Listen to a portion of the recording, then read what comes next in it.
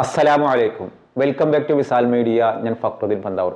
ഹജ്ജിന് വേണ്ടി വിമാനത്തിൽ പുറപ്പെട്ട ഒരു മനുഷ്യർക്ക് കഴിഞ്ഞ ദിവസം ഉണ്ടായ ഒരു അത്ഭുതം. അദ്ദേഹം വിമാനത്തിലേക്ക് കൊണ്ട് കയറുന്ന സമയത്ത് ചില സാങ്കേതിക കാരണങ്ങളാൽ മൂപ്പർക്ക് യാത്ര ചെയ്യാൻ കഴിഞ്ഞില്ല. പക്ഷേ ആ അത്ഭുതം എന്താ വെച്ചാൽ, ആ വിമാനത്തിന് ഈ ഒരു ഹാജിയെ കൂട്ടാതെ പുറപ്പെടുന്ന വിമാനത്തിന് പുറപ്പെടാൻ കഴിഞ്ഞില്ല എന്നുള്ളതാണ്. ഇത് ഞാൻ പൊള്ളു പറയുന്ന ഒരു കാര്യമില്ല. കഴിഞ്ഞ ദിവസം അൽ ജസീറ പോലെയുള്ള മാധ്യമങ്ങൾ വന്നൊരു കാര്യം ഇൻഷാ അല്ലാഹ് പറയുന്നതിന് മുൻപ് നമുക്കൊരാൾക്ക് വേണ്ടി ദുആ ചെയ്യണം. കോഴിക്കോടുള്ള റുബീന എന്ന് പേരുള്ള 35 വയസ്സുള്ള യുവതി ഗൾഫിൽ സൗദിയിലെ അൽ ജുബൈലാണ് ഇവർ ഫാമിലിയൊക്കെ ആയിട്ട് താമസിക്കണേ. അപ്പോൾ കഴിഞ്ഞ ദിവസം 2 മക്കളുണ്ട്. 8ാം ക്ലാസ്സിൽ പഠിക്കുന്ന ഒരു കുട്ടി, പിന്നെ നഴ്സറിയിൽ പഠിക്കുന്ന ഒരു കുട്ടി.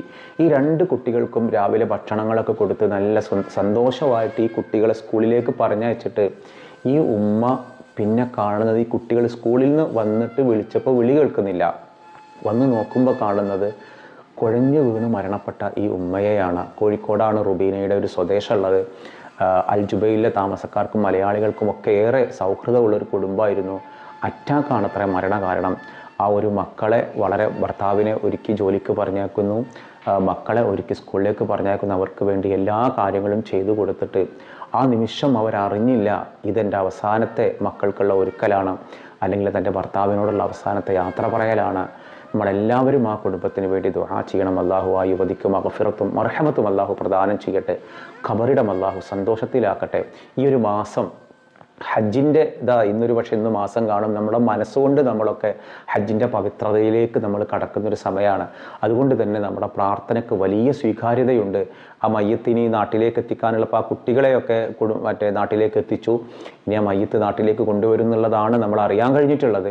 ഒരു പക്ഷേ നമ്മുടെ വീഡിയോ കാണുന്ന ഒരാളുകൾക്ക് ഇത് സംബന്ധമായിട്ട് കൂടുതൽ വിവരങ്ങൾ അറിയാവുന്ന ആളുകളുണ്ടെങ്കിൽ പങ്കുവെക്കണം. നമ്മൾ വിചാരിക്കുന്നിടത്തൊന്നുമല്ല നമ്മുടെ ഒരു മരണത്തിൻ്റെ ഒരു എന്താ പറയുക, അതിൻ്റെ ഒരു രഹസ്യമുണ്ട്. ഈ ഓരോ മരണങ്ങൾക്കും ഓരോ രഹസ്യങ്ങളുണ്ട്. ആ രഹസ്യം തിരിച്ചറിഞ്ഞു കഴിഞ്ഞാൽ പിന്നെ മരണത്തിൽ നമുക്ക് വലിയ സങ്കടങ്ങളോ ഞെട്ടലോ ഇതൊന്നും ഉണ്ടാവില്ല. ഇപ്പോഴത്തെ കുറേ കാലങ്ങളായിട്ട് യങ്ങായ ആളുകളാണ് മരണപ്പെടുന്നത്. ഒരു പക്ഷേ എന്തെങ്കിലും സ്ട്രെസ്സോ അല്ലെങ്കിൽ മറ്റു പല കാരണങ്ങളൊക്കെ പറയാം. ചിലർ പറയും വാക്സിനേഷൻ്റെ പ്രശ്നമാണ്. എനിക്കത് അങ്ങനെയൊന്നും എനിക്ക് തോന്നിയിട്ടില്ല. വാക്സിൻ പ്രശ്നമാണെന്നുള്ളത് നമ്മുടെ ലൈഫ് സ്റ്റൈൽ മാറുന്നത്. കാരണം പ്രവാസികളായ ആളുകളും മറ്റെവിടെയൊക്കെ ആണെങ്കിൽ രാത്രിയിൽ നമുക്ക് ശരിക്കും നമ്മുടെ ബോഡിയുടെ ഒരു ടൈം, ബോഡി എന്ന് പറഞ്ഞാൽ എന്താണെന്ന് വെച്ചാൽ രാത്രി നമ്മൾ കിടന്നുറങ്ങണം.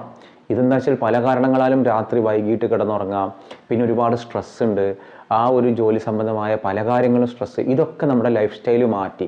അതുകൊണ്ട് തന്നെ വളരെ ചെറുപ്പത്തിൽ തന്നെ ആളുകൾ മരണപ്പെടുന്ന ഒരു സാഹചര്യമുണ്ട്. എന്തായാലും നമ്മുടെ ആരോഗ്യം നമ്മുടെ ജീവനോളം പ്രധാനമാണ്.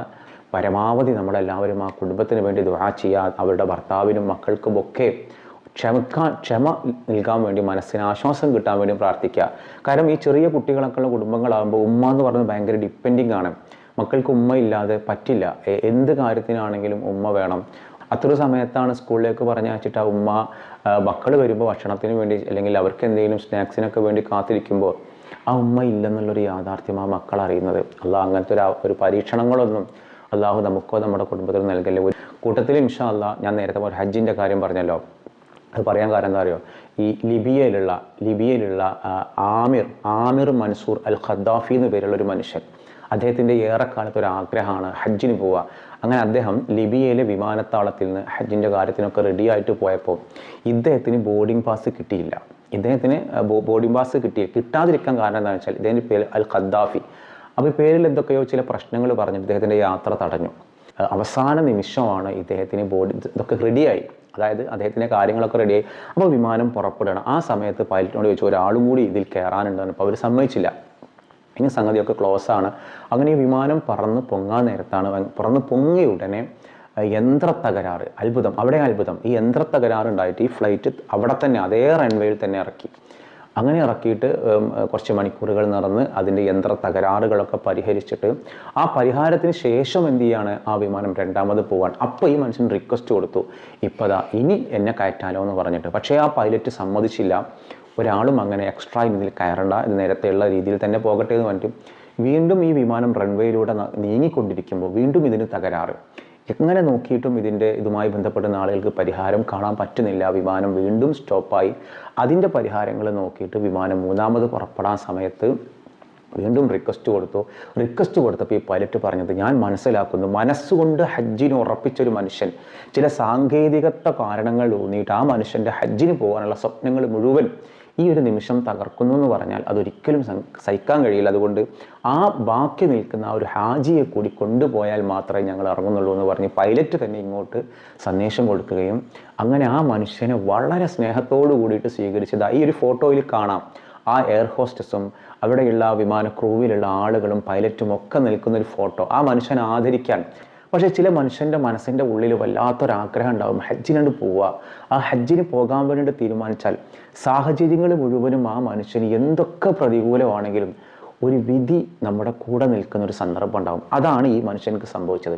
ഈ മനുഷ്യൻ്റെ മനസ്സിൻ്റെ ഉള്ളിൽ വല്ലാതെ മാധ്യമപ്രവർത്തകർ പറയാണ്, ആദ്യ തവണ അതായത് വിമാനം പറന്ന് പൊങ്ങുന്ന സമയത്ത് എന്നെ കൂട്ടാതെ പോയല്ലോ എന്ന് വെച്ചപ്പോൾ എൻ്റെ മനസ്സ് നിറയെ മക്കയിലെ കഅബ, വിശുദ്ധ കഅബാലയായിരുന്നു. പടച്ചോനെ, എൻ്റെ ഹജ്ജ് മുടങ്ങുമോ?